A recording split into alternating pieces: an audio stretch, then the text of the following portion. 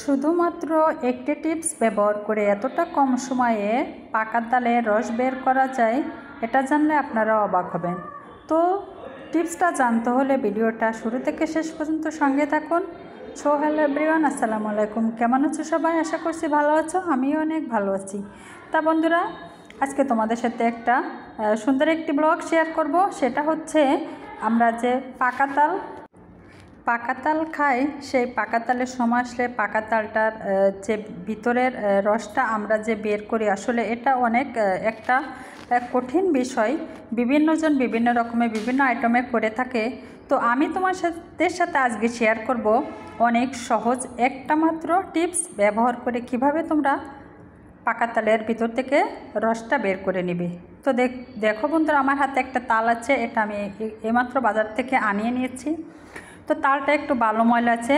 তো এই তালটাকে কিভাবে আমি এটার প্রসেসিং করে সমস্ত তালের থেকে রসগুলো বের করব, সেটা আজকে তোমাদের সাথে দেখাবো। তা দেখো, তালটা মোটামুটি অনেক সুন্দর পেকে গেছে, নরম হয়ে গেছে, পারফেক্ট হয়েছে।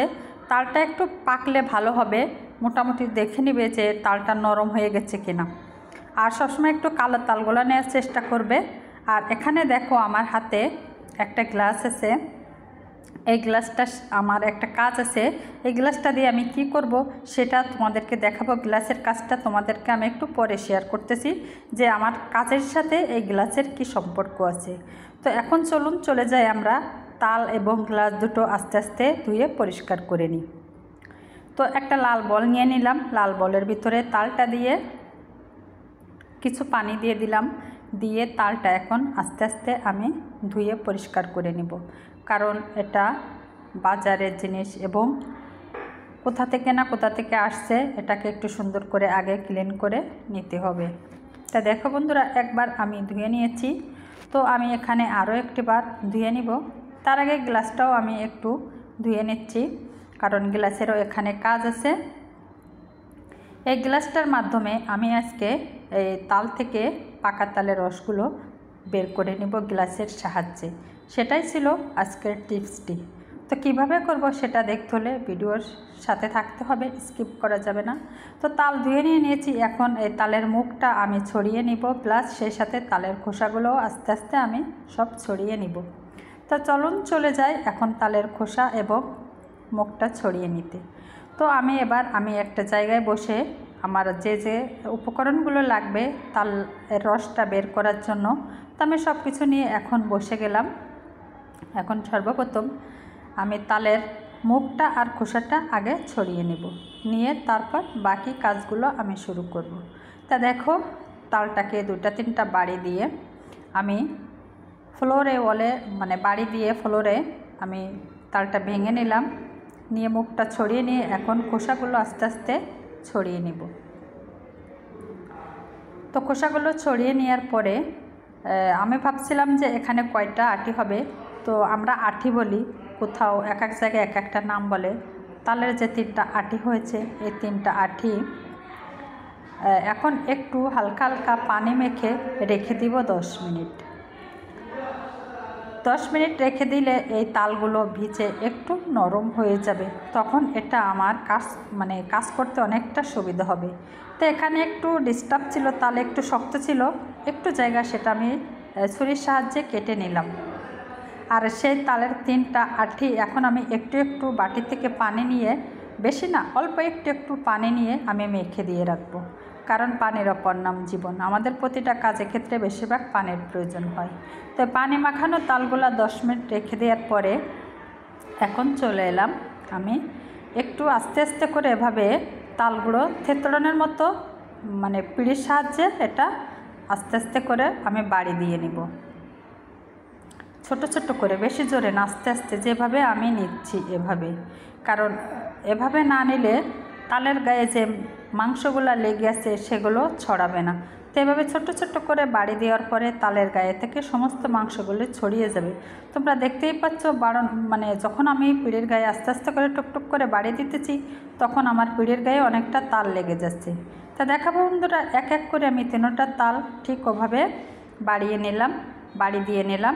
পিঁড়ির ভিতরে রেখে এখন আমি চলে এলাম এই প্রতিটা তাল একটা একটা করে আমি একটু সর্বপ্রথম হাত দিয়ে একটু চিপে নিব। দেখো আমি এখনও সেই আমার গ্লাসটা ব্যবহার করি নাই, কিন্তু তার আগে আমার 3টা তাল থেকেই অর্ধেকটা পরিমাণ তালের রস বেরিয়ে গেছে আমার এই টিপসের আগেই। তা দেখো আমি সর্বপ্রথম হাত দিয়ে চিপে কতটা তাল বের করে নিয়েছি, এতে কোনো প্রকার পানি নাই। এরপরে চলে এলাম আমার সেই টিপসটি, যেটার সাহায্যে আমি গ্লাসের সাহায্যে দেখো বাকি যে তালটা আছে এই তালটা আমি গ্লাসের সাহায্যে আস্তে আস্তে চেপে নিচ্ছি। চেপে নেওয়ার পরে দেখো তোমাদেরকে একটু দেখাচ্ছি এক একটা তাল থেকে কত পরিমাণ তাল বের হচ্ছে। এখানে সব আঁশ সহ চলে আসছে। এরপরে একটা একটা করে প্রতিটা তাল আমি এভাবে কেকে নিয়ে নিব। তো দেখো বন্ধুরা, আমি অনেক সহজে ডান হাতে ধরে বাম হাতের সাহায্যে, এটাতে 2-3 রকমভাবে করা যায়।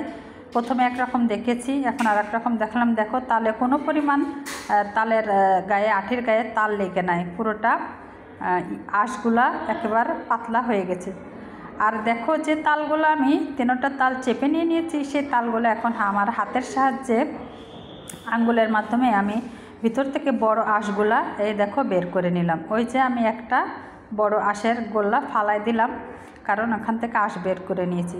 আর বাকি যে ছোট ছোট আঁশগুলা থাকবে, তোমরা চাইলে কোনো নেট দিয়ে, পাতলা ওড়না দিয়েও চিপে আঁশমুক্ত করে নিতে পারো। তা আমি এখানে কাঁটা চামচের সাহায্যে ভিতরে একটু তালের ভিতরে দেখছো ঘুরাই ছোট আঁশগুলো ওই কিছু পরিমাণ অল্প বের হয়েছে, কারণ এখানে বেশি আঁশ নাই, এই কারণে বের করে নিয়েছি আমি। তোমরা চাইলে নেটের মাধ্যমে, পাতলা ওড়নার মাধ্যমে আঁশগুলো রিমুভ করে নিতে পারো। তো শেষ পর্যায়ে চলে এলাম আমি আমার যে একটা তালের ভিতর থেকে যেই রসগুলা বের করে নিয়েছি, তোমাদেরকে আবার একটু দেখানোর চেষ্টা করছি। দেখো বন্ধুরা, এখানে কোনো আঁশ নাই, আমি আঙ্গুল দিয়ে বারবার দেখানোর চেষ্টা করছি। দেখো এই যে আমার হাতে আঙুলে লেগে আছে, কোনো আঁশ এখানে দেখা যাচ্ছে না। তা দেখতেই পাচ্ছ আমি কত সহজে মাত্র একটি টিপস ব্যবহার করে আমি পাকা তাল থেকে কিভাবে অনেক সহজভাবে এবং কম সময়ের ভিতরে তাল বের করে নিলাম, তালের রসটা চিপে বের করে নিলাম। তো জানি না বন্ধুরা এই টিপসটি তোমরা ফলো করবে কিনা। তোমরা এই টিপসটি ফলো করে দেখো, অনেক উপকার পাবে। অনেক কম সময়ে, কম পরিশ্রমে তোমরা পাকা তালের রস বের করে নিতে পারবে। এতে বেশি পানি ব্যবহার করা লাগবে না। তো এরপরে চলে এলাম সেই তালগুলো, এখন আমি তালটুকু আমি বক্সে ঢেলে নিলাম। এখন যেই গ্লাসটা আমার হাতে দেখতে পাচ্ছ, স্টিলের গ্লাস নিতে হবে সবসময়, মুখটা চিকন হতে হবে। এই যে আমি 2 পদ্ধতি এখানে দেখিয়ে দিলাম, 2-3 পদ্ধতিতে এভাবে তোমরা তালের রস চিপে বের করে নিতে পারো। তা দেখো আমার একটা স্টিলের গ্লাসের সাহায্যে একটি টিপস ব্যবহার করে আমি যে তালের রসটা বের করে নিয়েছি, এবং সুন্দরভাবে কোনো প্রকার পাতলা হয় নাই, অনেক আঠালো আছে। এবং সেই সাথে কাঁটা চামচের সাহায্যে আমি এবং আমার হাতের সাহায্যে, আঙুলের সাহায্যে আঁশ রিমুভ করে নিয়েছি। তো এই তালটুকু আমি বক্সে রেখে দিব। এটা আমি খাবো না, আমার ঘরে এখনও গত 1 বছর আগের তাল রয়েছে। এটা আমার ছোটো বোনের জন্য আমি নিয়ে নিয়েছি। এটা রেখে দেবো ফ্রিজে, যখন বোনের বাসায় যাব তখন আমি আমার বোনকে দিয়ে আসবো। তা বন্ধুরা, এটা তোমরা 1 মাস, 2 মাস, 6 মাস, 1 বছর, 1.5 বছর, 2 বছরও রাখতে পারো। আমার ঘরে এখনও 1.5 বছর আগেরও তাল আছে, সেটাতে আমি কিছুদিন আগেও 2 মাস আগেও মনে হয় ভিডিও, মানে পিঠার ভিডিও শেয়ার করেছি। তাই বন্ধুরা, এই ছিল আজকের ভিডিওটা আসলে তোমাদের কাছে কেমন লাগলো? ভালো লাগলে একটা লাইক দিও, একটা কমেন্ট করো। চ্যানেলে নতুন বন্ধু হলে অবশ্যই চ্যানেলটি সাবস্ক্রাইব করে দিও। তোমাদের সাথে দেখা হবে নতুন কোনো ভিডিওতে। সে পর্যন্ত সবাই ভালো থাকবে, সুস্থ থাকবে। আর ভিডিওর ভিতরে, কথার ভিতরে ভুল হলে অবশ্যই ক্ষমা সুন্দর দৃষ্টিতে দেখবে। আসসালামু আলাইকুম।